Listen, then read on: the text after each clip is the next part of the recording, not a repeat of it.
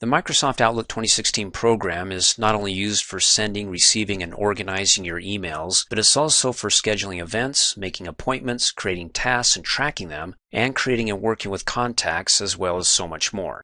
But to get started, you can see I've got on my desktop the shortcut to the Outlook 2016 program that when I hover over it, you can see in the pop-up, it'll manage emails, schedules, contacts, and to-dos, and a lot more, but we'll cover that later on. So if you want to be able to put the shortcut on your desktop or down below on the taskbar, as I have it here, you can see when I hover over it in the pop-up, Outlook 2016. And the reason why I put it here is because I don't want to have to go back and click on the Start button and do a search to find it, because this is a program that I use a lot. So I put the shortcuts here. If you want to have it like I have it, well, come with me, good neighbor, and click on the Start button. Go to All Programs and click on it, and then find it. There we go. When you find it, give it a right click and go ahead and pin it to the taskbar. Okay, mine says unpinned, so if I click on that, it disappears. So to put it back on, give it a right click and there we go, pin it to the taskbar and it's back. Oh, wasn't that fun? Let's go ahead and right click on it again, and this time let's send it to over and down the desktop as a shortcut. So when you click on it, let me click off, it'll add it as a shortcut here as you see it on my desktop. And then when you're ready, double click to open it up on the desktop or single click down below on the taskbar. Let's go ahead and click on it. If this is the first time you open up Outlook 2016 after you installed it on your computer, it's going to ask you if you want to configure an email account. In other words, to input settings you receive from your internet service provider to send and receive emails through Outlook. Now on the very first screen, or on the one before this one, it's not going to show it here because I already have an Outlook account set up, and so I'm already on the second step. So the first screen, the one before this one, is going to ask you if you want to configure an email account. If you say yes and click Next, it'll take you to this screen right here. If you say no and click Next or Finish, it'll open up Outlook, but you won't be able to send or receive emails. So assuming you click Yes, here we go. First off, if you have an Office 365 subscription with an email set up, an email address, all you have to do is go ahead and type in the name here, email address, your password, click Next, and you're good to go. Because new to Outlook 2016 is the Auto Account Setup and Exchanges Auto Discover service. That's going to do the rest of the configuration for you automatically. If you don't have an Office 365 subscription or an Exchange server that's been set up where you can just go ahead and type in your name and email address and password, well, let's go ahead and do a manual setup, select it, and then click Next. Oh, it's right there, Office 365, so you could have done it in the previous screen, but you can do it here as well. So it'll do an automatic setup. Just go ahead and type in the email address that you set up for your Office 365, and then type in your password, click Next, and it'll automatically set it up. Or if your company has an Exchange Active Sync, you can talk to your IT person there. Select that, click Next, and type in the information he gives you. But if you don't have an Exchange server, either an Active Sync here or an Office 365 that's hooked up to an Exchange server, then the other option is to do a POP or an IMAP. Now, first of all, the Exchange server is going to add additional features to Outlook that if you go through a POP or IMAP, you're not going to see. So when I go through my training videos and you're like, hey, I don't have that out of office feature, well, it's because you're not hooked up to an Exchange server. You still get a lot of features, but there are some things that you won't see. So keep that in mind. Now in this example, let's say I got a Yahoo email account that I want to be able to send and receive emails through Outlook. Then I'll go ahead and select POP or IMAP. That is, if Yahoo doesn't have an Exchange server. And the only way that you'll find out is, well, when you log into your Yahoo email account, they should have a help desk that you can type in or ask a question, say, hey, how can I go ahead and send and receive emails through Outlook 2016? And if it's an Active Sync, then go ahead and select it and just follow the steps, and just in a couple of clicks it'll automatically set it up for you. But if not, and it says you need to add a POP account, well, here you go. There's POP or IMAP. Select it and click Next. And what I'm going to be doing here is setting up something bogus, but basically you'll get an overview of how it's going to be set up and how to do it. And just make sure you get all this information from your internet service provider. So first of all, type in your name, and then type in your email address. Now I'm going to make one up, kurt@yahoo.com, and then down below the account type is going to be a POP3 or an IMAP. Choose whatever the internet service provider tells you, And then for your incoming email, it's going to be either on one server and your outgoing mail that you send out going to go throughout another server, or it's going to be on the same server. So be sure to get the information from them. I'm just going to type in some bogus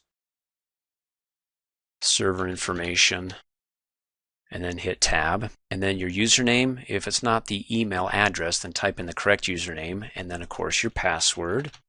And then you're going to have more settings, or you should. Go ahead and click on More Settings and type the name by which you want to refer to this account. You can type in my personal email, my business email, and you can add a lot of emails to Outlook. You can send and receive through all those different email addresses or email accounts, but we're going to keep it simple and just do one here.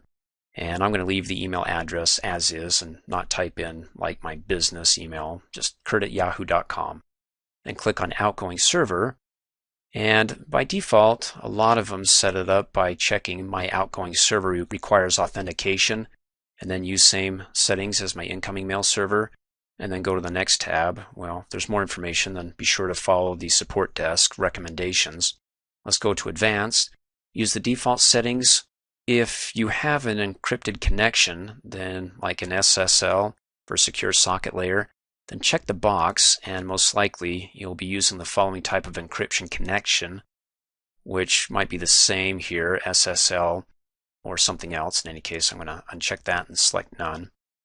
And then down below, you can leave a copy of your email messages on the server if you uncheck this indefinitely. Ooh, that's spooky, because it's like a farm. If everybody does that onto like a Yahoo server, then it's a lot easier for a criminal to attack one server and get all those emails than to go out and try to pick you off one by one. But hey, that's just the way I roll.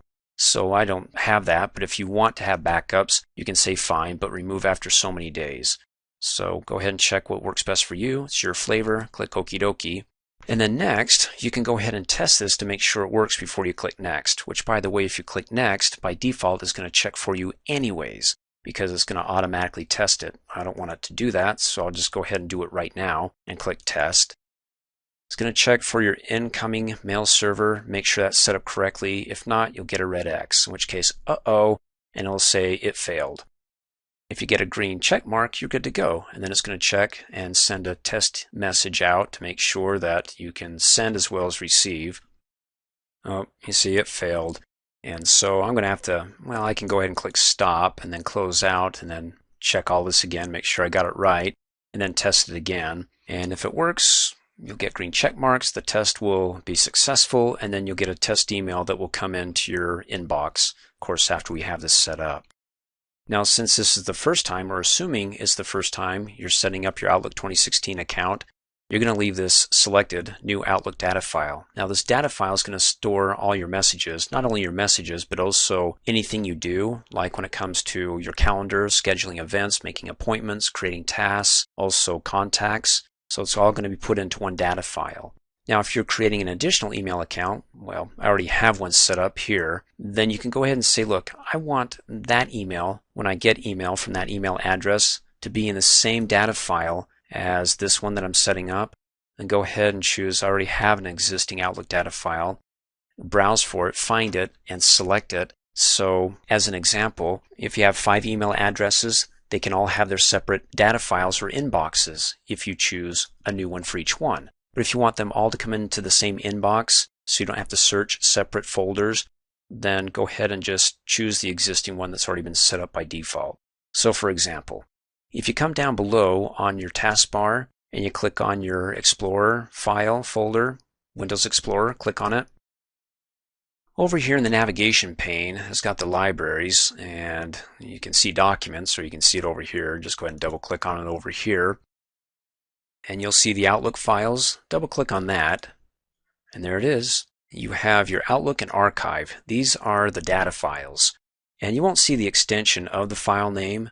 And if you want to learn more about extensions, you can watch my Windows training video on extensions. By default, it doesn't show the .pst. The extended name here tells the operating system what program to open up this file in, which is for Outlook. And so if you want to learn how to show the extensions, hide them, the dangers of them, or if you find a file that you're trying to open up and it doesn't open up in the correct program, well, you can watch my training video on that. In any case, don't worry about that because you probably can't see that. In any case, you'll have one that's called Outlook after you're done creating it, and already created one, so there it is. and then you'll have an archive, meaning that, well, after a while, when you get a lot of email messages, tasks, and contacts that are old that you don't want to be junking up your folders, you can put them into an archive folder that will store them so you can still have them, but not have it in the way, as it were. And by the way, now that you see these data files, it's a good idea to remember where they're at, so you can go ahead and click and drag them to a backup drive, like a thumbnail flash drive or whatever backup you have.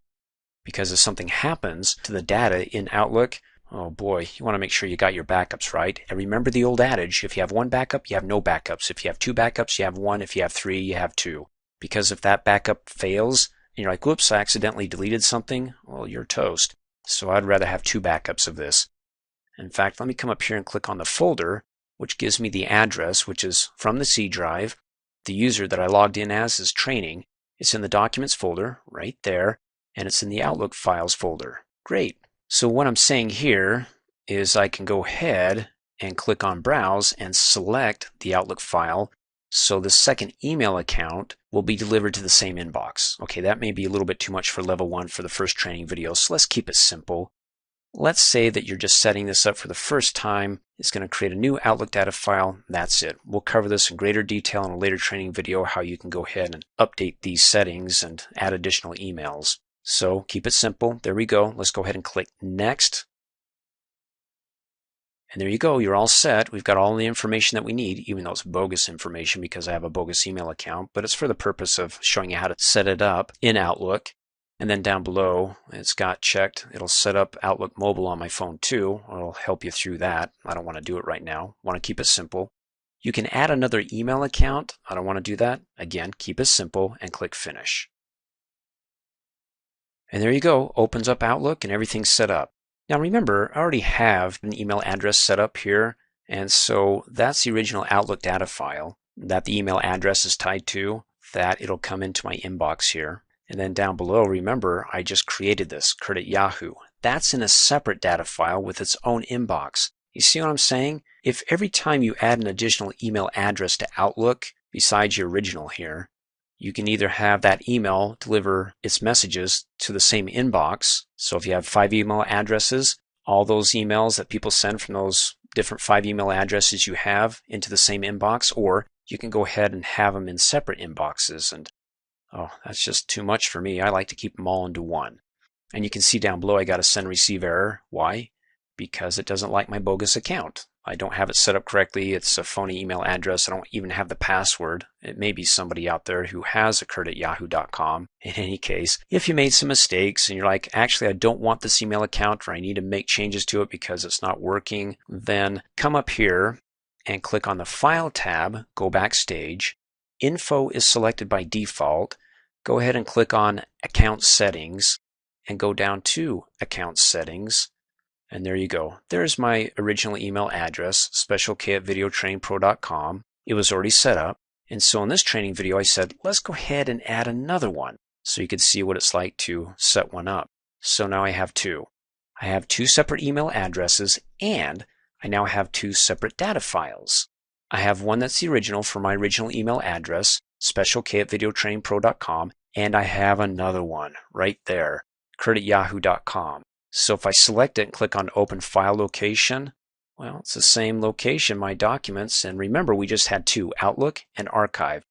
Well, now since I created a new email address and I said go ahead and create a new data file and don't use the existing one, well, all the data is going to be stored in that one, plus any email messages will come into that one, which will be the inbox right there. Maybe that's too much for, again, this level 1 training video to get started, but I don't want you to get stuck and have to watch a bunch of training videos. Let me close out of that. To go, what do? I didn't enter in the correct password and I accidentally clicked Finish. Well, this is where you go. Just go back to the email tab, and if you need to make changes here, double click on it, and oh, hey, doesn't that look like the same window we just went through? Of course it does. Then go ahead and update this. Put in the correct password this time, or click on More Settings and change the tabs here, and you're good to go, right? And you can click Cancel. And you can also go ahead and click on New. But before I do that, if you're like, hey, I don't want this email address anymore, select it and click Remove. It removes the email address, And then you want to remove the data file that stored the email here by selecting it here and clicking remove. Now, when you remove it and you say yes, it just removes it from your task pane over here. It doesn't actually delete it. How do you know? Well, let's select the other one that's there and click on, as a shortcut, open up the file location, and it's still there. It just removed it from Outlook. It didn't delete it actually from that folder, so you can always bring it back, at least the data file. And so if you really want to permanently get rid of it, not only from the Outlook, the email address, the data file, but the actual file itself, then, well, with it open, right-click on it and delete it there. It probably won't delete it here because when I click yes, it says, well, you got Outlook open and it's still got ties and connections to it, so I need to refresh Outlook. I need to close out of Outlook, open it back up, then I'll be able to delete it. Okay, you're pushing me to the limit here. Let's close out of here and close out and close out. And now that I closed out of it, well, I could do it here. I don't have to open up Outlook. Remember, I can just go down below on the taskbar and click on the Windows Explorer folder, Libraries, go to the Documents. There's the Outlook Files folder. Double-click and right-click on Credit Yahoo and delete it and say yes, and it's gone. Okay, so that's all the ties and connections. First, we removed it, the email address and the data file from Outlook. And then we said, okay, let's permanently get rid of it from the actual folder that stores that file in. Close out. Let's go ahead and double click and open up Outlook 2016. And if you want to add a new account, click on File, Info selected by default, and there's my special K just sitting right there letting me know that I have at least one. Click on the drop down arrow. I could also click Add Account here or click Account Settings to Account Settings and then click on New there. Either way. Now, once you've gotten past that initial setup and you want to add additional email addresses to be able to send and receive from Microsoft Outlook here, when you click on New this time, watch what happens. Oh, hey, what's that?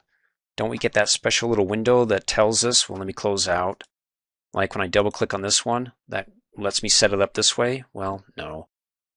This has been a new update for the past, I believe, 5 months. That when you click on New, well, you get this window. And so if you got an Office 365 subscription or an email that can do an automatic setup to an Exchange server, you can just go ahead and type in the email and click Connect, and then it'll go, hey, this is an Exchange server. I just need a password, and you're good to go. If not, and you know that, click on the arrow and say, let me set up my account manually. Then go ahead and type in your email address, kurt@yahoo.com, and then click Connect, and then you get your options. It still gives you the choice if it's an actual Office 365 subscription or an Outlook.com or an Exchange server or Google. Go ahead and click on that and follow it through. But hey, if we're going back to our POP account setup where it's not connected to an Exchange server and we got to do all this manual work, and remember, if it's an Exchange server, you get extra features. If not, well, you'll see that in later training videos. You'll be like, hey, I don't see that in my Outlook. That means you're not connected to an Exchange server. So you can go ahead and click on POP. Now, the layout's different, but the information is basically the same. So the incoming and outgoing. So the incoming mail server, type in whatever the support desk tells you to do for your Yahoo incoming server and the port number. And if the server requires an encrypted connection, if it doesn't, uncheck it. If it requires login using secure password, check it. If it doesn't, don't. Just follow the steps from your support dude. And then, of course, for your outgoing, if it's going to be encrypted, if not, then none. And if it requires log on using secure password, then check that. In any case, the meat and potatoes of that after you get your information is up to you down below. When it calls for message delivery, you can use an existing file, click Browse, and it takes me right to that folder and say, look, I want every email, if I add additional emails, to be delivered to the same account, the same inbox here. If not, and you want another data file with another inbox, you see, hopefully that's making sense now that we beat it to death, then don't check this and just click Next, and then it'll create a separate Outlook data file with a separate inbox in your task pane here in Outlook. I want to show you how you can send and receive your Gmail through Outlook 2016. To do that, we need to open up the web browser and log into our Gmail account. Go to gmail.com, come down here with me, good neighbor, and let's open up, well, for me it's Internet Explorer. And hey, there's my website, dreamforce.us. Go ahead and check it out for the latest in training videos on Microsoft Office, also instructor notes, exercises, and quizzes. Let's go ahead and type in Gmail. There we go, gmail.com. Hit the Enter key on the keyboard. And then type in your Gmail email address. And then after that, go ahead and type in your password. Hit Enter on the keyboard.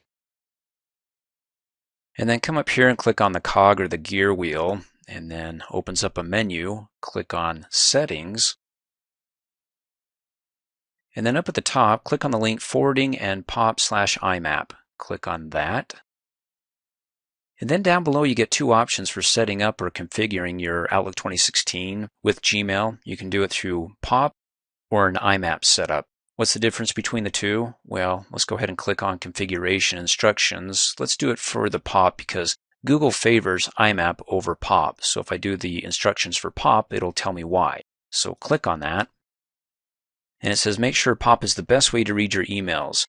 IMAP and POP are both ways to read your Gmail messages and other email clients. IMAP can be used across multiple devices. Emails are synced in real time. But POP can only be used for a single computer. Emails are not synced in real time, but instead they're downloaded and you decide how often you want to download the new emails. So the IMAP is preferred because you get the latest and greatest and it's synced in real time. You don't have to wait for a download. But if not, and you still want to go with POP, well, scroll down and you get the settings here, which I'll cover in the training video. Let's go ahead and close out. Otherwise, you can click on Configuration Instructions for the IMAP. Click on that, and it doesn't tell you, hey, which one's the best. It just goes right with the setup for IMAP. So again, you can watch my training video here, or if you want, you can go ahead and go to the web page and look at it yourself. Let's close out. So if I want to go with the IMAP setup, I need to select Enable IMAP, and then scroll down to the bottom and just click on Save Changes. Don't change anything else. It boots me out, so if I need to go back and change that or get more instructions, again, click on the cog wheel, go down to Settings, Forwarding and POP IMAP, and then we're back. And you can see it's been enabled. The changes have been saved. IMAP is enabled. Now once you have that set up, if you've gotten that far and you get this error 78754 and it keeps asking for a password, well, there's one additional thing we need to do while you're logged into your account here. And after you selected IMAP or POP, again, we're going with IMAP, you need to come up here and click on your avatar, or, well, the letter J in my case. Click on it and go down to My Account, which would be your account, but that's my account. Click on it and scroll down, and we're looking at Sign In and Security. We want to look at Apps with Account Access. Click on it and then scroll all the way down to the bottom and Allow Less Secure Apps. By default, it should be off. If it's on, then you're good to go. If it's not, then go ahead. Well, now it's off. Let's go ahead and turn it on. So with it on, once we set up our Gmail in Outlook, it should work and we won't get the 78754 failure error or have it keep asking us for a password. So once you got that set up, and you can read why it says it's less secure, because it says some apps and devices, doesn't say all, just some, use less secure sign-in technology, which could leave your account vulnerable. And you can turn off access for these apps, which we recommend, or choose to use them despite the risks. Okay, spooky. But we're going to go ahead and go forward with it because we want to be able to send and receive email, but it wants you to know the risk because we want to be able to send and receive email, our Gmail through Outlook. But, well, there you go. There's the risk, so it's up to you. Go ahead and close out of everything. Come back here, and to set it up, now I already have an email set up here, an account. So if I want to add to it, like my Gmail, come up here, click on File. Info selected by default, just come down here and click on, well, you can click on Account Settings and go to Account Settings or click on Add Account, and there's my current email. I want to add another email address in addition to it, a second account. So Add Account, we'll click on it, and it opens up and it says, okay, go ahead and enter an email address to your account. So that would be, and you can use advanced options and let you set it up manually. It doesn't matter because once you click Connect, if it doesn't like it, it'll force you to do it manually. So we're going to go ahead and proceed. And because we're doing it through the IMAP, this should go really smooth and not have any issues once you type in your password for your Gmail account. Because on the back end here, new to Outlook 2016, it's got the automatic configuration set up as we talked about in the previous training video on setting up other email accounts. Like if you want to set up your Yahoo email to be able to send and receive your Yahoo mail through Outlook, well, like I said, we covered that. So let's go ahead and type in our password. Hit enter on the keyboard. That's it. I mean, with IMAP, that was awesome. Fast and simple. Click okie dokie, and there you go. I have two separate inboxes here. And here comes all my emails now that it's synced up. And here's my other email account going into that inbox. And if you need to make any changes, then just come up here and click on the File tab, go backstage, go down to Account Settings, and click on Account Settings. And there you go. There's my original. That's the default email for sending and receiving email. So when I click on the new email, it's going to come from this unless I change it. But I digress. We haven't even covered that yet. But there you go. You need to make changes to it. Go ahead and select it and click on Repair.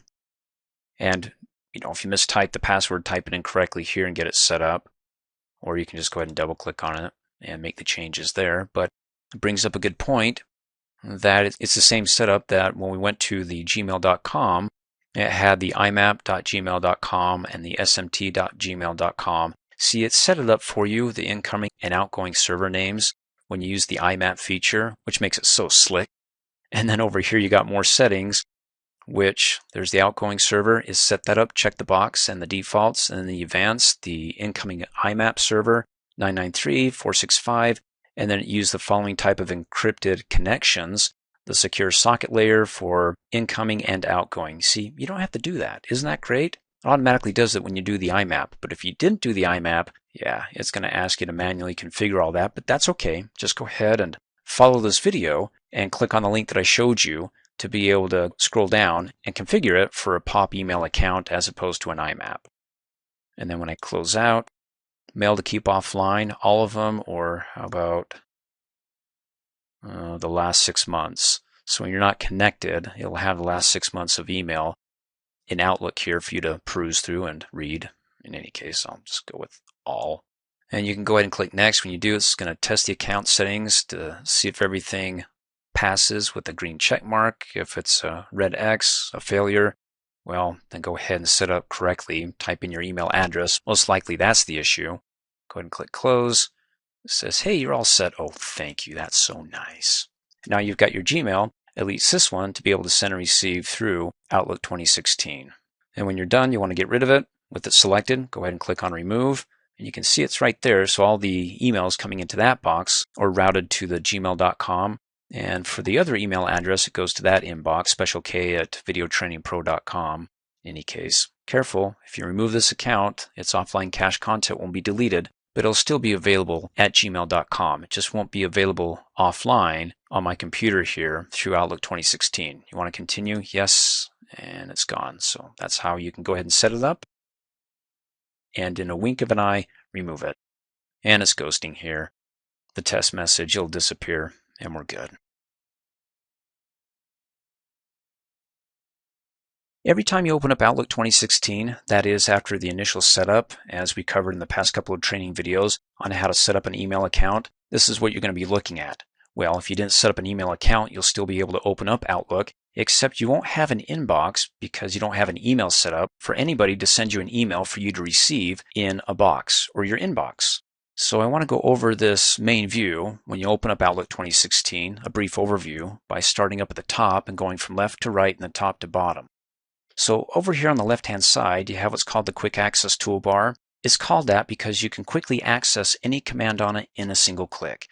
So when you hover over a command, you can see in the pop-up, that's the Save As command, that's the Undo command, and that's the Send and Receive. So when you click on that command, it's going to send out any emails that are sitting in your outbox and receive any emails that are sitting out on the server into your inbox. And I'll show you how you can customize that by adding and removing commands to and from the Quick Access Toolbar in a later training video. And then over to the right, you have the title bar. You have the name of the folder that you're currently in or that you have highlighted over in the folder pane or the navigation pane, and it's the inbox. You can see inbox. And then the name of the data file that contains the data within that inbox or other folders there, the Outlook data file. And then if you forget what program you're in, hey, it's Outlook. And so the only thing that updates here when you're jumping around with your emails, like to another folder, like to the sent items, select it and it says sent items. And you can see down below, hooey, all the items that I sent out. Let's go ahead and go back to the inbox and keep it simple. And then over to the right, you have what's called the ribbon display options. We'll talk about that later on. And then you've got the window buttons to minimize this down to the taskbar so you can see and work with items on your desktop. And then when you want to restore it, just click on the corresponding button and it restores it. If you want to not minimize it, but just restore it down so you can see a part of the desktop, there's the button. And then of course to close out of the application entirely, click on the X. Then down below that, you have what's called the ribbon.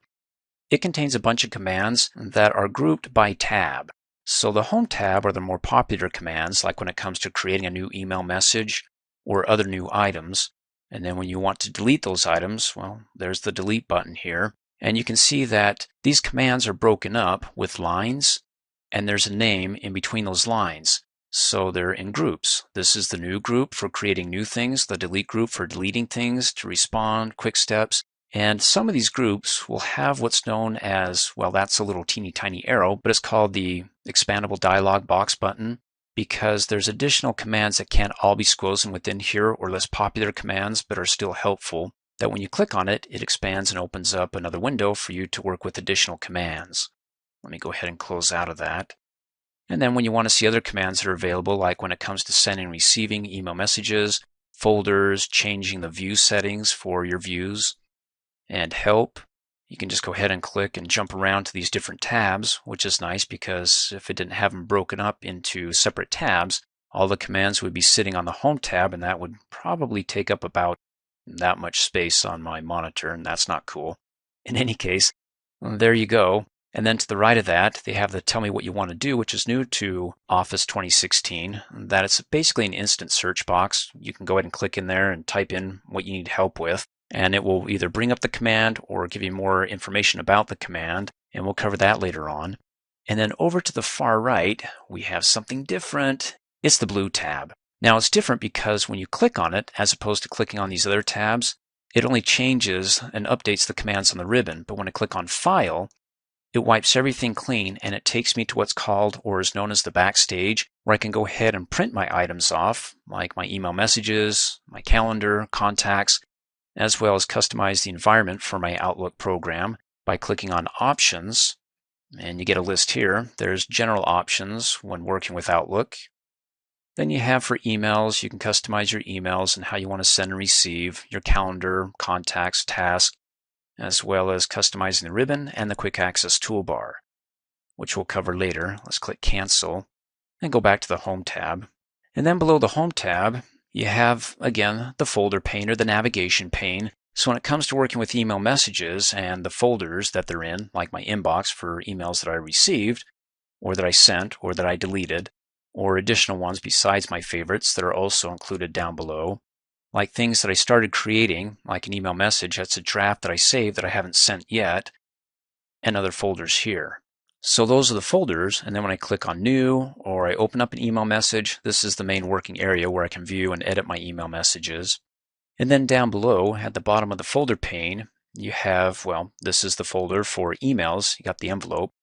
This is for your calendar. Now you can see when I hover over it, it opens up what's called a peek, gives me a little peek-see of the calendar that I can go ahead and click on it. It takes me right to the calendar. But if I want to be able to preview other workspaces without leaving the current workspace, well, you can just go ahead and do the hover, and it gives me a peek of what's coming up. Oh, apple pickings due today. Ooh, I better get out and start doing it. In fact, it looks like it's past due because it's in red. So when I'm done and I hover off of it, it disappears. So there's the hover peek. Just go ahead and hover without leaving your main working area to find out what's coming up. Like if I go back to, well, let's do emails here, and I go to the calendar. Well, what's coming up is President's Day. It says it's a Monday, so I assume, let's see, oh, the 19th is President's Day, so when I go past it, there you go, the 20th. There's nothing beyond that. Well, the President's Day isn't beyond that. It's the Monday, the 19th. Great, and I can go ahead and advance. So there's my hover peek. Now, if I want to be able to keep that up when I hover off without it disappearing, I can go ahead and right-click on any of these. And it's not working for me right now, but the show peek, when you click on it, it'll keep this up. Let's see if I can bring it up again. And it's not working for me. I think there's a bug with my Outlook program. It worked in Outlook 2013 and it worked a few days ago. So when you click on Show Peek, it keeps it up even when you move off of it, as opposed to not showing the peek for the hover peek. Let me right click and try it again, and oh, there we go.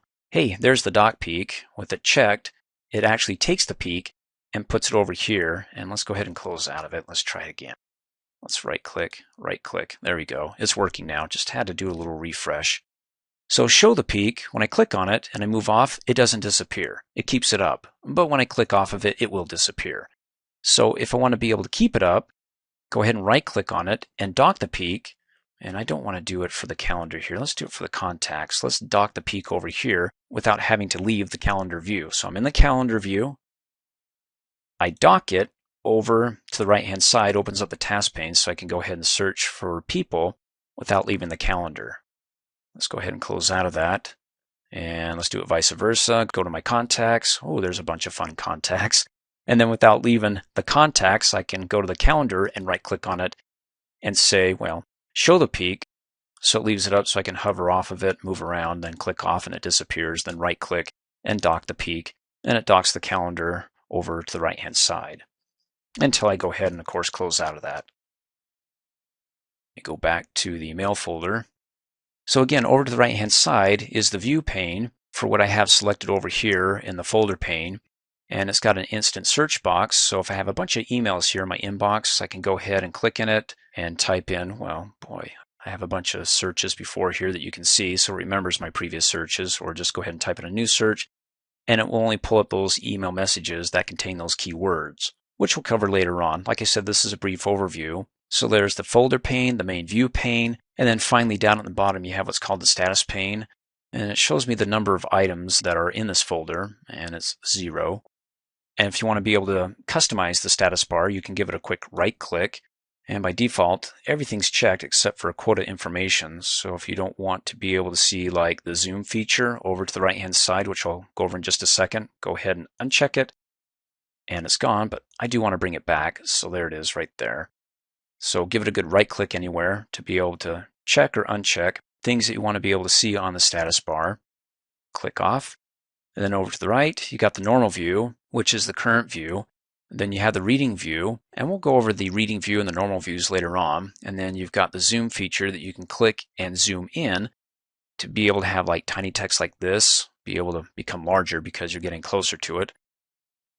Or click and drag that slider out this way so it becomes smaller so you can see things more from a distance, more of it because you're further out.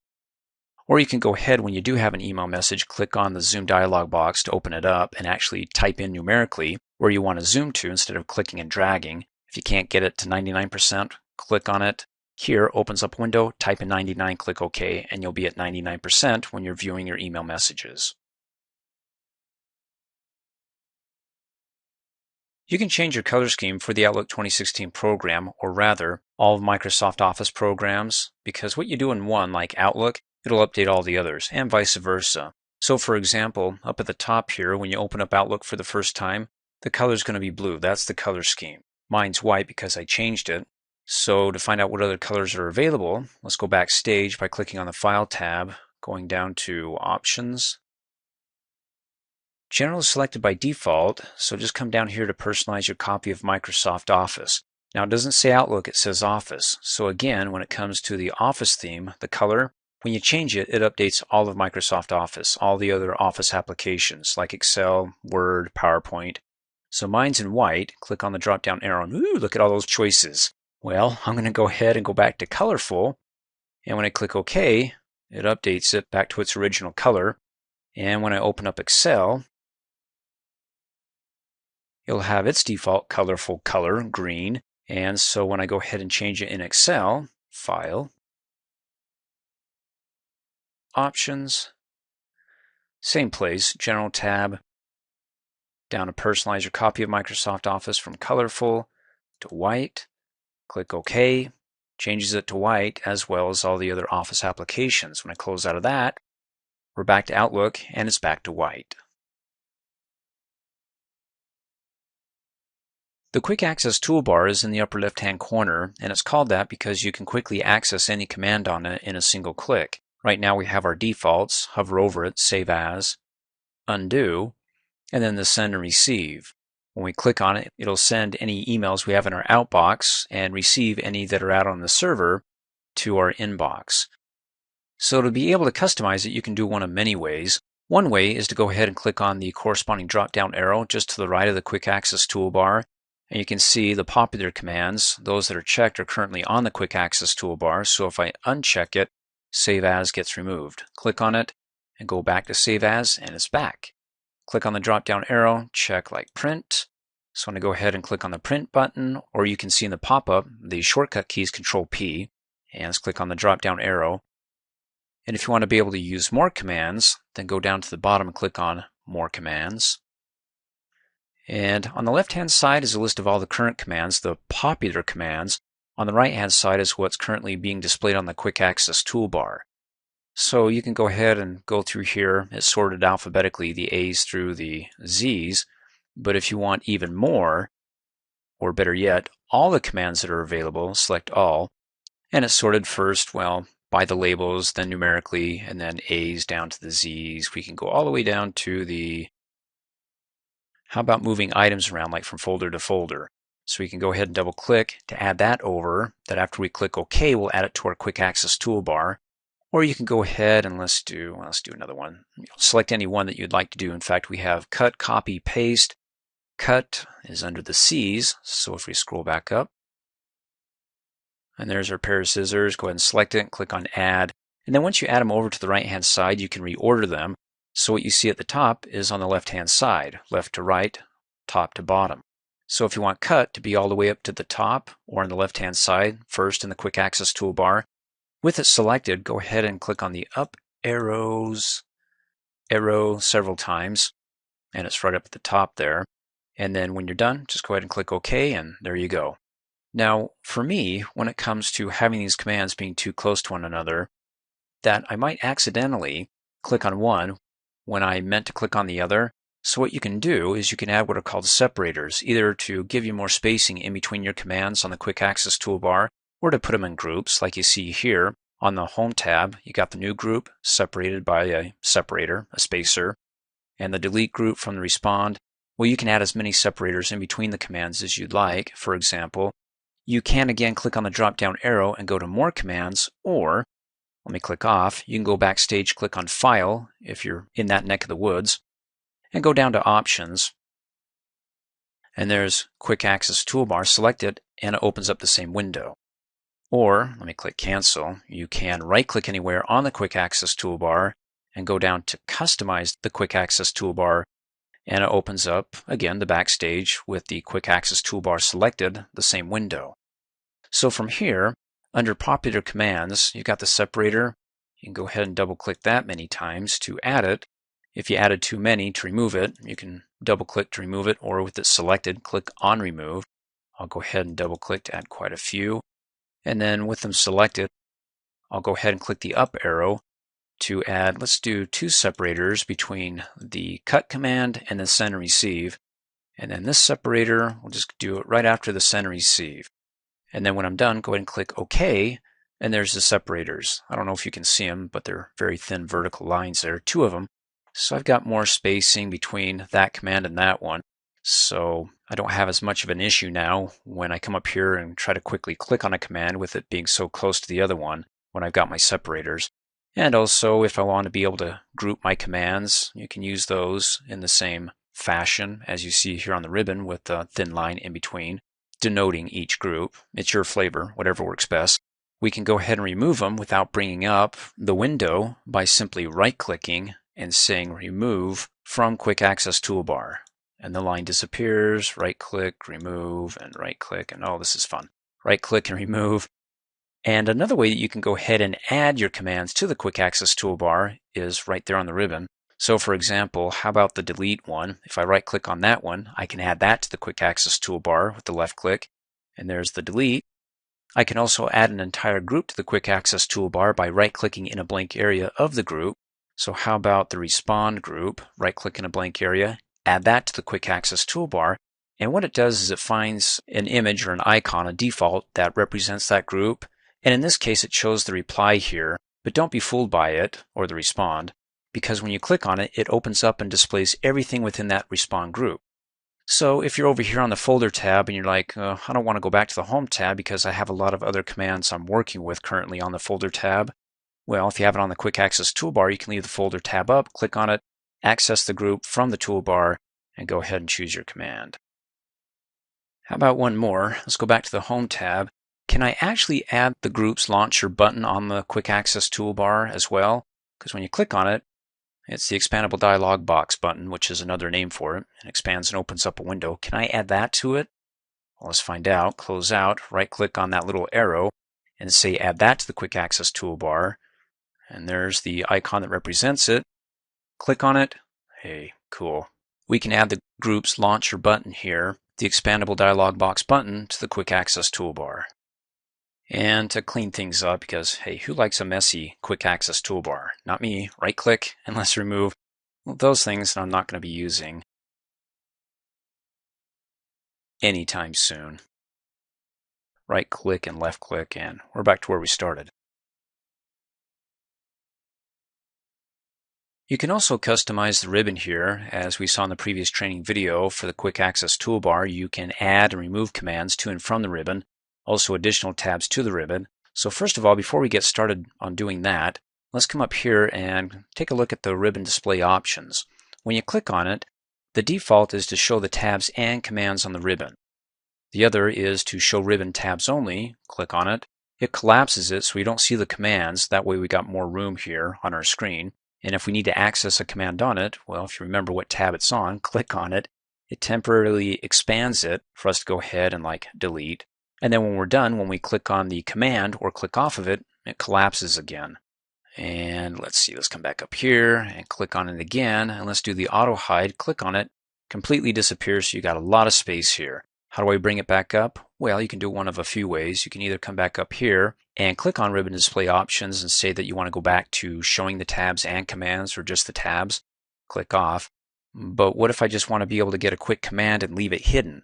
That's fine. Just come up here and hover over it and you get this, well, thin blue bar. Click on it. Temporarily expands everything here, the ribbon and the commands, for you to click on a command. And when you're done clicking on it or you click off of it, it goes back into hiding. So you can do that to be able to get a temporary view of it, or you can come over here and also click on the ellipsis or build button, or more in this case, and click off. And then to bring it all back, well, you can click on this and go back to show tabs, and it's there. And a shortcut, if you'd like, you can go ahead and double click on one of the tabs really fast, double click, and it displays everything, the tabs and the ribbon. You can also double click really fast and hide the commands. So I'm going to double click to bring it back up. You can also come over here to the right hand side and you see that little arrow. You can click on it to collapse the ribbon. Also the shortcut key is Control F1. Click on it, it's hidden. Control F1, it brings it back. Now let's go ahead and customize our ribbon by right clicking anywhere on the ribbon and say that we want to customize the ribbon. Now you can do it here. Let me click on it to bring up the Customize Ribbon options, well, which you can also access by going backstage, File to Options, and then clicking on Customize Ribbon. Let me show you. Click Cancel, File to Options, and then clicking on Customize the Ribbon. There you go. Same window. And then over on the left-hand side, you got your popular commands. And if you want more than what you see there than just the popular ones, but all the commands you can add to the ribbon, click on the drop-down arrow and select All Commands. And there you go. You got it sorted, no labels numerically and then alphabetically. Now over on the right-hand side are all the tabs that are available or can be available on the ribbon. And I say can be available because some of them aren't currently being displayed right now. And the reason being is because it depends upon what we've got selected or what we're working on, which are known as contextual tabs. So like you see, we've got the home for the emails. Then we have a home tab for the calendar view when we're in the calendar view, especially the table view, and then the calendar, contacts, tasks, notes. And we're working on other items.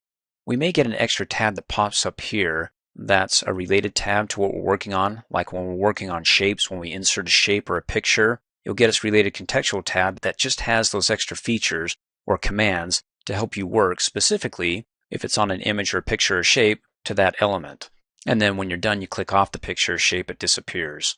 So some of these we won't be able to see until we're actually working within an item, like a calendar or a contact or a task or notes, or actually working with objects, shapes, pictures, and other items within Outlook.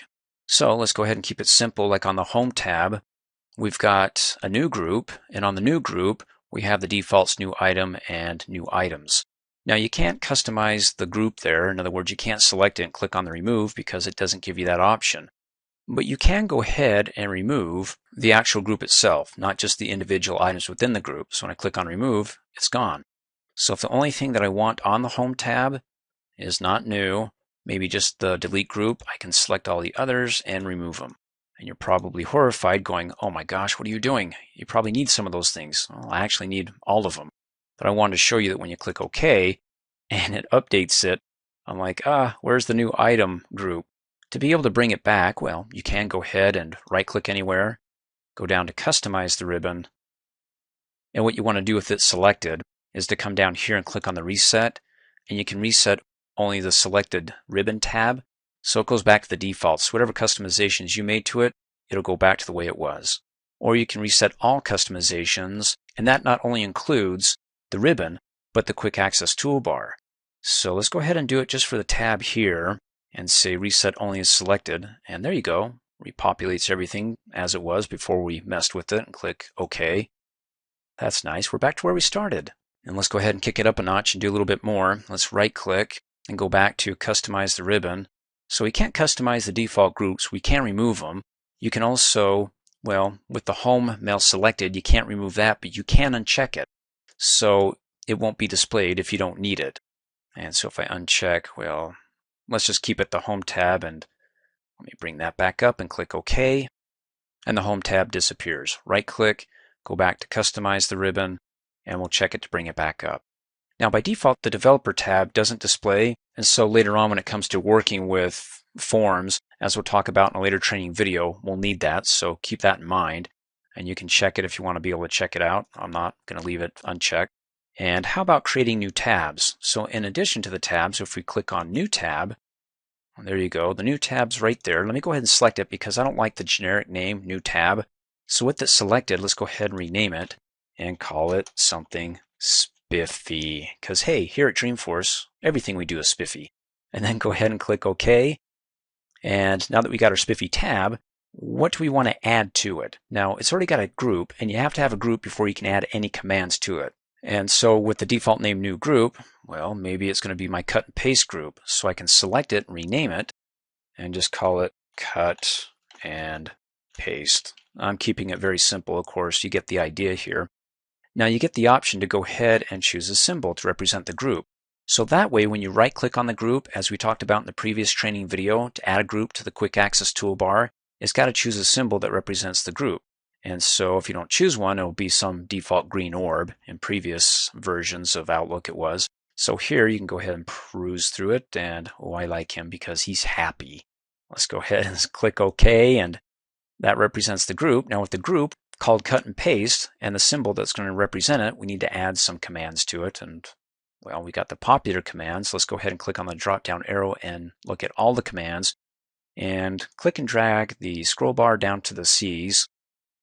Well, we can add a copy, can't we? Of course we can. Select it, and this one doesn't work when it comes to double clicking. You have to select it and then go ahead with the group selected over here. Click on add, and there's copy, and there's cut. Let's click on add, and of course, if you made a mistake, select it and click on remove, but I want it back, so select it and click on add. And then scroll down to the P's for paste. And there we go. Let's do paste and click on add. So I've got one custom tab called Spiffy, and then a cut and paste group. If I want to add an additional group on the same tab, then click on New Group, and you can go ahead and rename that and call it Spiffy 2, and then go ahead and have an icon that represents that. Click OK, and then I'm just going to start adding commands to go through this because I think you get the idea after watching me here how to add commands to that group. And how about adding an extra group to, like, let's say the Home tab? Let's go ahead and spread that open, select the Home tab, and click on New Group. Great, allows me to add it. We'll rename it and call it my Special K group, and choose me, that dude there, and click OK for Special K, and then go ahead and add some commands to it. We'll just throw some there, click. Of course, you'll be more selective than I am. So on the Home tab, I'll have a Special K group, and then I'll have an extra tab that's available that, well, instead of having it, let's see, where is it going to appear on the ribbon? There's the View tab, so it's going to appear after the View tab to the right of it. So if I select it, I click the up arrow a couple of times, it'll appear to the left of the View tab, but after the Folder tab. Okay, let's go ahead and click and drag the title bar up so I can move the window. Click OK. Hey, there we go. So a couple of things. First of all, okay, I'm on the Send and Receive tab, but we've got our Spiffy tab that we created, the custom tab, and that's in between the Folder and View tab. Click on it, and there's my Cut and Paste group and Spiffy 2. And then, of course, on the Home tab, we created an extra group and it's Special K because my screen resolution is so small. It's got them squished here. And there's the dude that represents them. Click on the drop-down arrow, and there you go. Now, if I go ahead and I want to be able to add that group to the Quick Access toolbar, right-click in a blank area, as we learned in the previous training video, and add them, and there's the dude that represents him. So click on him, and it expands to show the group. So you may want to watch the previous training video if you haven't watched it on learning how to customize the Quick Access toolbar. Let's go ahead and go to the Spiffy tab, and we can right-click in a blank area in one of these groups to add them to the Quick Access toolbar, and right-click to add to the Quick Access toolbar, and the different icons or symbols that we chose when we created the group to represent that group when we added it to the Quick Access toolbar. And right-click anywhere on the ribbon to customize the ribbon. And when I want to be able to reset everything to the way it was when I first installed Outlook, go ahead and click on the Reset drop-down arrow and reset all customizations. And that will also include the Quick Access toolbar. So all these customized icons will disappear. Reset. Delete all ribbon and Quick Access toolbar customizations for this program. Of course. Yes. And then click Okie dokie. And there we go. Disappeared. Back to the way it was. In fact, it removed my Save As command. And I no longer have my Spiffy tab. And on the Home tab, I don't have that extra group at the end. So we're back to where we started. New to Office 2016 is the Tell Me What You Want to Do field that you can click inside and type in a few keywords to get some help. Like if I want to be able to learn how to make an appointment, well, there you go. Don't even have to finish typing it. It brings it up here. Well, let me explain it this way. What you see above the line here are the commands. So if I click on appointment, it'll actually create a new appointment, as you can see in the pop-up when I hover over it. So when I click on it, well, there's a new appointment. Type in the subject, the location, the start time and end times and dates. Let me go ahead and close out of it. Let's try it again, only this time let's explore it further. And then because I didn't finish, let's keep on typing. There, it narrowed it down just a little bit. Appointment, send and receive. So anything again above the line is going to be a command that you can click on to execute it. Or if you want to get help on it, learn more about it, hover over Get Help on a point. In any case, it knows enough to be able to figure out, hey, at least from what it can tell, it's going to be an appointment, how to create or schedule an appointment. So you can go ahead and click on it. Opens up the task pane over to the right, and it walks you through some of the steps, different ways and shortcuts that you can use to be able to schedule an appointment. That's great. You also have the help window open, or the task pane, that you can go ahead and type in other things like how about a task, and then click on the search button. Basic tasks in Outlook, create a task from a message. Well, that's fun. And then you got the little ellipsis or the more button. Click on that, and you can go back to the home of the help window, or you can click back if you need to go back to a previous search feature, like when we typed in initially, schedule an appointment. Let's go ahead and click on the more button, and let's go to home. Some of the different options there, you can go ahead and explore that. Office Help Center, Contact Us. And when you're finished, you can go ahead and close out. Now let's try it again. You can do what's called a smart lookup on a point. Well, we better finish it because a point, do a smart lookup. What the smart lookup does is that it helps you learn more about the text by seeing the definitions, images, other results from various online sources. So let's see how smart it is. Click on it, and it opens up the smart lookup task pane. Appointment. Noun, an arrangement to meet someone at a particular time and place. You can also have it pronounced for you. Listen to the pronunciation. I'll turn my speakers up so you can hear it. Appointment. Oh, wow, that's loud. Well, it's not loud for you, but ouch. I'll turn that down. And then you can go ahead and scroll down and see some additional options when it comes to searching and looking at appointment. Well, exploring, when you click on Define, it's defining it as well as exploring it, which gives you more options than just the definition, where here, when you select define, it gives us just the definition. There are many ways to create email messages, the least of which is doing it from the email folder view, the default view when you open up Outlook, which is this one. How do you know you're in the email folder view, the default? Well, go down at the bottom in the folder pane or the navigation pane, and whatever's highlighted in blue, that's the current view that you're looking in or at, and there's the email folder view. So if this is highlighted in blue, which after I click on it changes views, and now that's highlighted in blue, then that's the view that I'm in, the calendar view. So let's go back to the email folder view so I can look at the folders for my emails, like whatever I get from other people that's in my inbox, email messages, or what I sent. It creates a copy of all the messages that I send off and also those that I deleted. Well, this is my favorites. It's basically a copy of all the regular folders down below, but isolated as my favorites. So if you don't see it or you want to get rid of the favorites and not have favorites, then come up here, click on the View tab, go to the Layout group, click on Folder pane, the drop-down arrow, and you can see it's checked. Go ahead and uncheck it and the favorites disappear. I mean, you still have your inbox, your sent items and deleted. It's just that, hey, do you want to go ahead and have favorites? Click on it, check it, and to customize it, like if you want to add one more favorite from all the folders down below, like your drafts that you use frequently, just click and drag it and put it up there. And then to remove it, right-click on it and remove it from the favorites, and it's still down below with all the others. These are just copies up here of the items down below from your Outlook data file, the ones that are your favorites. So like I said, you can go ahead and create your email messages from the email folder view as well as other views, but let's start with the basics first.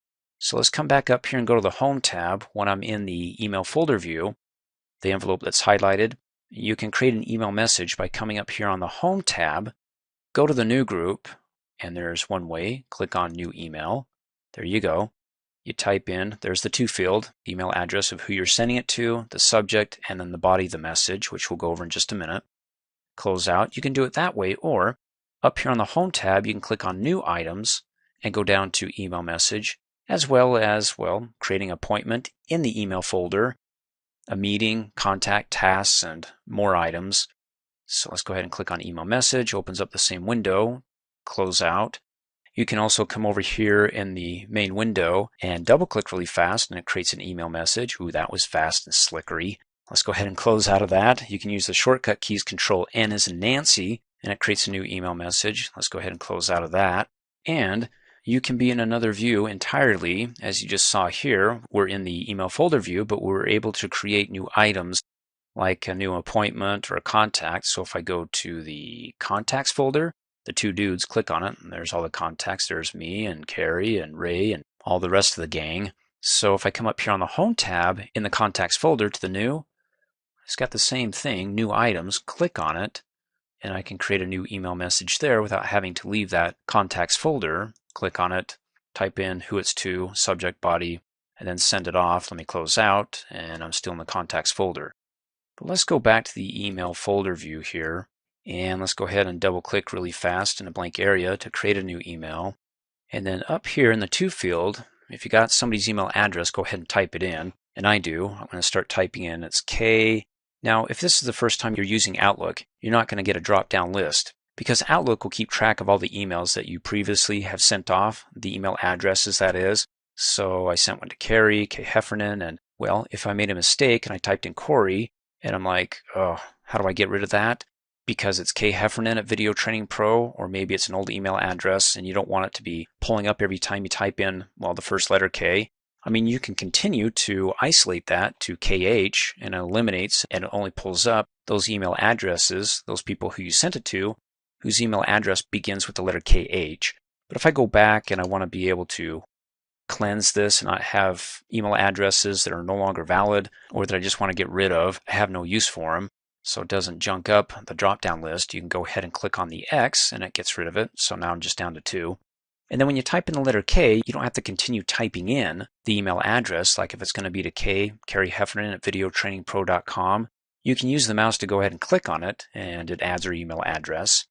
And then if you made a mistake to delete that, you see the cursor flashing at the end. You can hit the backspace key a couple of times or 3 times to get rid of it. And then type it in again, K, And you can, like I said, use the mouse, or you can use the down arrow key, and it highlights the one down below carrie@kkershaw.com. And with it highlighted, hit the tab key, automatically pulls in the rest of the email address, and we just saved ourselves some keystrokes. Now you'll notice that after we type in the email address, or by automatically inserting it, by highlighting it and hitting the tab key, it adds a semicolon at the end of it. That's good to know because that's the delimiter that will separate it from additional email addresses that you'd like to add. Like if I type in B, oh there we go, Barney Fife, because it's highlighted, hit the tab key. And if you haven't had an email address that you used before, like I'm just going to make one up at email.com, and you're typing additional ones that again aren't pulling up the drop down list because you used that email address before, then hit the semicolon and space and continue at mail. Again, I'm making these email addresses up. And then go ahead and hit the tab key. Now Outlook is going to check the format of these email addresses. And if it matches the format that it recognizes as an email address, it'll underline them. It doesn't check them to see if they're actual email addresses. That only happens after we send it off and click on the send button, and it hits a server that says, I can't find the address, this email, who it belongs to, so we get a bounce back. Now you can do it that way, or let me click at the end here and actually just click and drag to select all the email addresses and delete them. You can type in the email addresses, or you can click on the to button. It's more than just a name for the field that you're typing it in, like who you want to be able to send this to, this message, by typing in their email address. But when you click on it, it actually opens up the address book. And I don't know if you remember in an earlier training video when we briefly went over the contacts folder where you can actually create contacts with their email addresses. Well, in the address book, that's what we're looking at here. It's my contacts folder. Click on the drop down arrow. And I've got a personal folder, a personal contacts folder as well. When I select that, it updates it. And in that database, or that personal contacts database, it holds those email addresses. Well, let me show you. Let's go ahead and click cancel and close out. Now, when I close out, I've got an option to save this as a draft. Now, I haven't typed anything in it, but if I click cancel, it's going to be deleted. If I say yes, then it saves it for me over here in the drafts folder, that when I'm ready, I can select it. And there's the email message. It hasn't been completed. You can see the pencil and paper. It's in write mode or draft mode still, so I can double click to open it up and actually add an email address. So if I had some email addresses, a subject, some text, and I just wasn't ready to go any further with it, I didn't want to email it just yet, click save, close out, and it will keep it in the drafts folder until you're ready to go ahead and work on it at some future point. So in any case, the contacts, where are they coming from? When I click on the to button and those email addresses, well, let's come down here and click on the two dudes. And there's my contacts folder and my personal contacts folder. So the default is the contacts folder. I created an additional one, which I'll show you in a later training video how to do. So the contacts will contains Ray, Carrie Heffernan, my name, and some of these have email addresses like Barney, Carrie, well, I'm support. And Shaggy Norville has it, but My Homies, which is a group, let's go ahead and scroll down. Let's find one, somebody else that's not a group, like the Ghost or Paranormal Society, double click. Well, that only has a fax. It has no email address, which it would be found in this field right here. Now keep that in mind because that's important when it comes to clicking on the to button and being able to choose those from your contacts that you can send an email to. If they don't have an email address or a fax number, which by the way, if their fax number is set up to receive emails through the fax, well, there you go. You got their fax number, you can go ahead and click send and they'll be able to receive it. So again, if they don't have an email address or a fax number, it won't show up in that drop-down list for you to choose to be able to send them an email address, which makes sense because, how can you send something that you don't have an address to? So keep that in mind. Some of these contacts don't have email addresses. Some of them have faxes, and I believe some might have both. There we go. And I believe some might have both. And then again, I got my personal, so a separate set of contacts. So this could be my business, that could be my personal. In any case, let's go back to our mail folder, keep it simple, and go back to, well, the drafts folder is where I last left off. So over here in the main working area, double click to open up that draft, which is very drafty because there's nothing there. Go ahead and click on the to button and it says, okay, you have contacts, well, the business contacts that are listed down below, and it's sorted alphabetically. And you can change that, say, well, I want to send an email or find who's in my personal contacts and switch it, and there you go. let's go back to the default contacts. And if you have a huge list and you're like, okay, I want to be able to pull up Shaggy Norville. I know he's right there, but let's say it's a huge list of like 1,000. Go ahead and come up here and click in the search field, type in Shag, and it automatically highlights his name. Oh, that's fun. And with it highlighted, you can come down here and click on the To button, and it adds them. Great. You can also come up here and double click to add additional email addresses, and you'll notice that, like I said, there are some that have not an email address like the Ghost or Paranormal Society, but have a fax.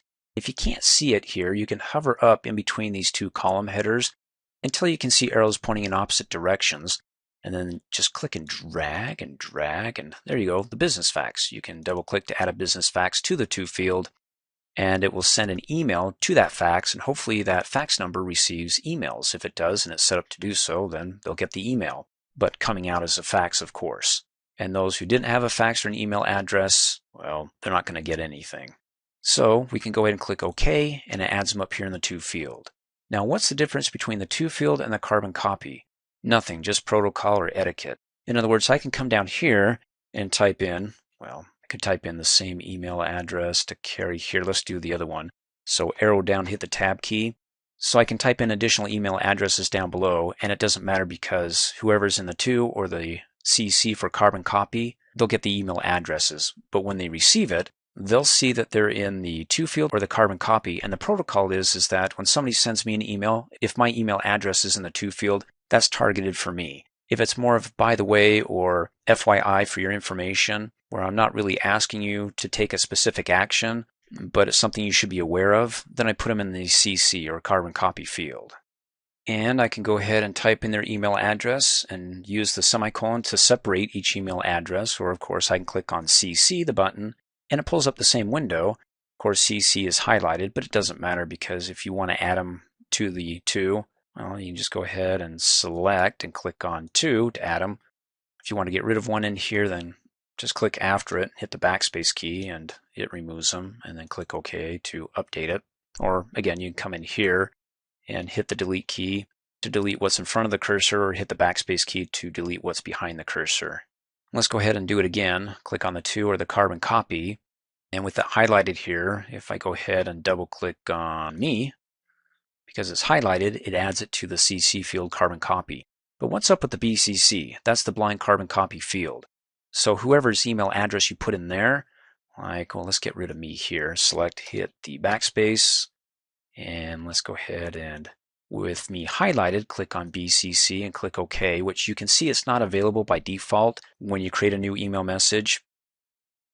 But when you add it here, behind the scenes as it were, when this window's open, you click OK, then it actually populates it. So what that means is that when I send this off, everybody will see everybody else's names, like Shaggy will see in the To field that it's to Carrie, to Harry, and in the carbon copy to Carrie, but he will not see me because he's blind to it. So I carbon copied it to me, but everybody else is blind to it. And in fact, I won't be able to see my email address as well. So if you ever get an email address and you don't see anybody in the To field, or you see everybody else but your name, that means that you were blind carbon copied in on it, and so you got to keep quiet because it may be for your information only, and they didn't want everybody else to know that you were included in this email because they're blind to it.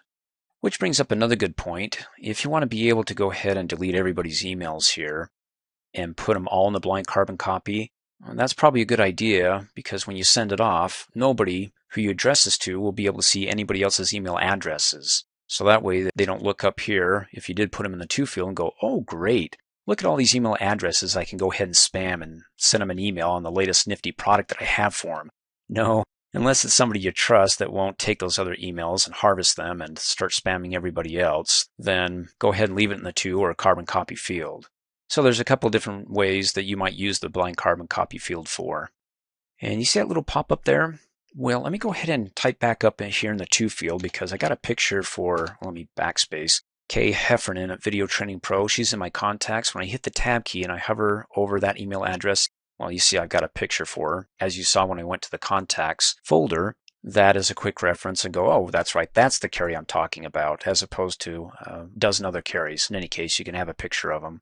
And you can also send them an email, so not only can you have them here to be able to address them, but if you're like, hold on, I want to be able to take a part of the message, or I got a different thought, you can hover over it, come over here and click on email message. Opens up a new window with their email address in the to field. I'm going to go ahead and close out and not save the change. Let me go ahead and delete this.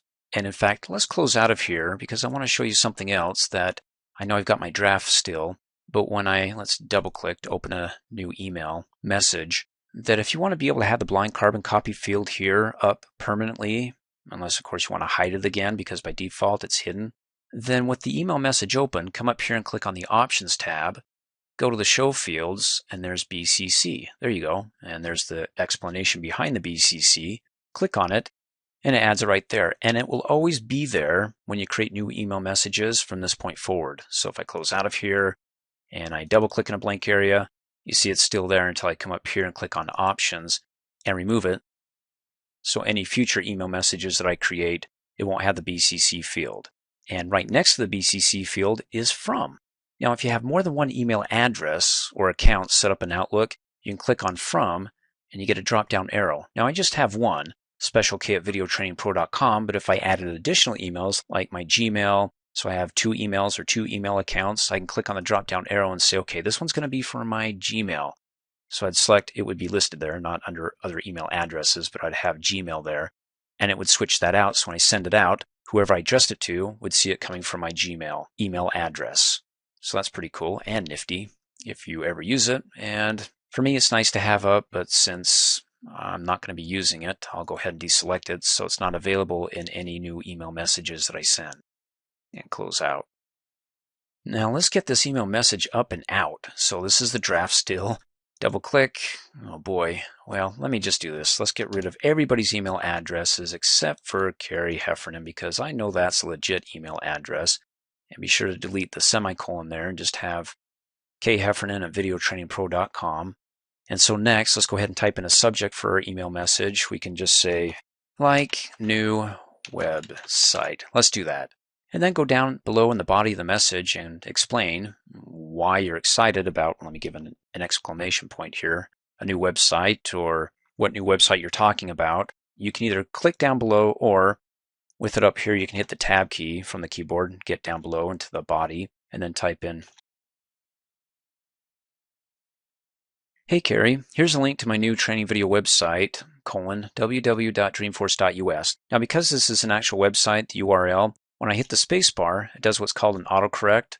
It takes a look at what happened behind the space when I hit the space bar, and it saw that that's actually the correct format for a website, the www domain name.us. So it turns it into a hyperlink that you can hover over, and in edit mode, to be able to go to the website, I'd have to hold down the control key, and then I get the finger, click on it, and it'll actually open up the website. Oh, there we go. There's my website. Say hi and purchase more videos. Let's go ahead and close out and continue with the message. And let's go ahead and hit the backspace.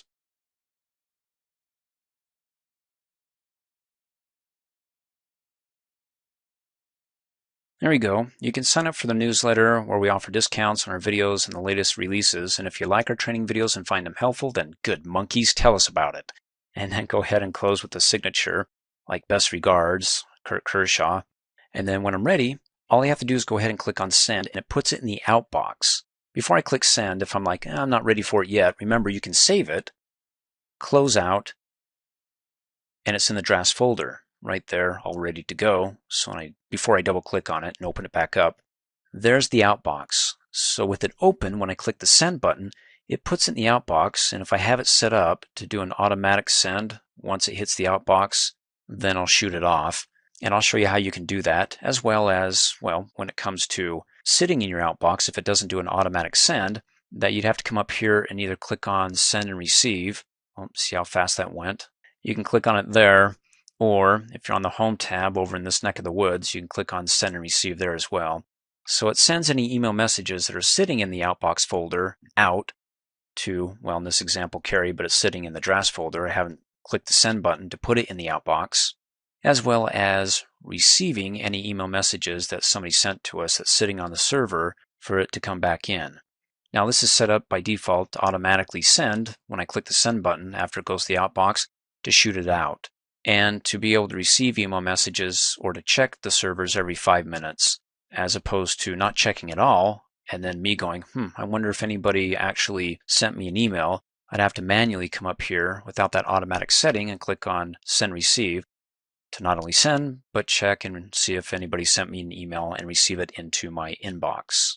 And I'll talk about that in a later training video, but hey, let's get this sent off. Double click to open back up the draft, and everything looks grizzly. When you're ready, go ahead and click send. When I click send, it goes to the outbox and boom, you see that? Oh, you have to rewind the video. That was too fast. It shot right out.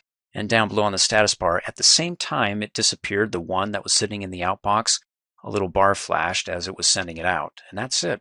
Carrie will get the email message. It'll come to her inbox. She'll go to her inbox and then be able to double click to open up to view it, or if she's got the reading pane with it selected, she can read the contents of it over to the right hand side, which we'll cover in greater detail in a later training video.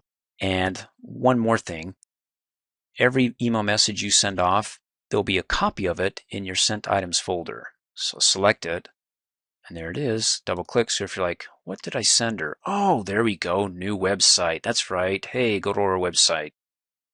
And that way you can double check to make sure that what you sent was accurate, not go off your memory, because you actually have a copy of every email message you send off here. And you can customize that, which we'll go over later on, if you don't want to have copies being stored of everything you send off in your sent items folder. Let's go back to the inbox. Thanks for watching. Hey, as a quick reminder, if you like my video, please give it a thumbs up. You can also click on me and subscribe to my channel to get notified of the latest videos. And for great specials on my products, please see the description below this video.